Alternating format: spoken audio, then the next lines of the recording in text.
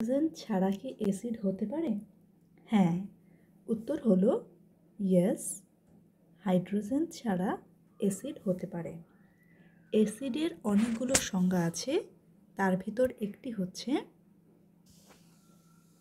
আর্নিয়াস তত্ত্ব, ব্রুনেস্টেড লাউরি মতবাদ ও লুইস তত্ত্ব।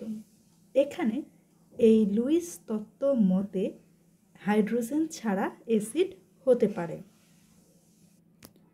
লুইস তত্ত্ব মতে অ্যাসিড হলো এমন সব যৌগ অথবা আয়ন যারা এক জোড়া ইলেকট্রন গ্রহণ করে, অর্থাৎ যারা ইলেকট্রন গ্রহীতা তাদেরকেই বলা হয় লুইস অ্যাসিড।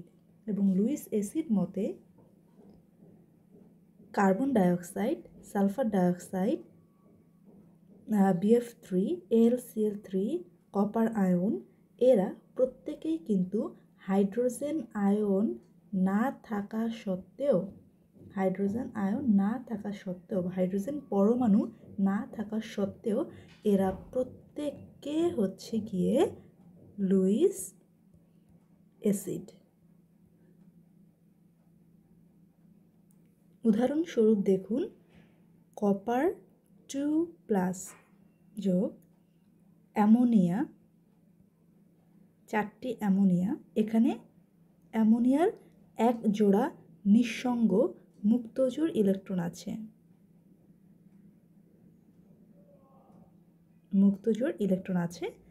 এই মুক্তজোড় ইলেকট্রন কিন্তু সে কপারকে দিয়ে দেয়। কপার এখানে এক জোড়া ইলেকট্রনকে গ্রহণ করেছে, তাই কপার আয়ন হচ্ছে গিয়ে একটি লুইস অ্যাসিড।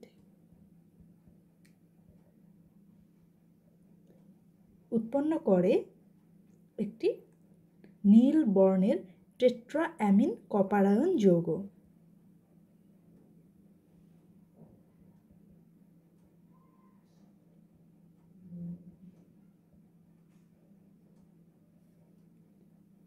টেট্রাঅ্যামিন, যেহেতু এখানে আছে হচ্ছে গিয়ে 4টি, তাই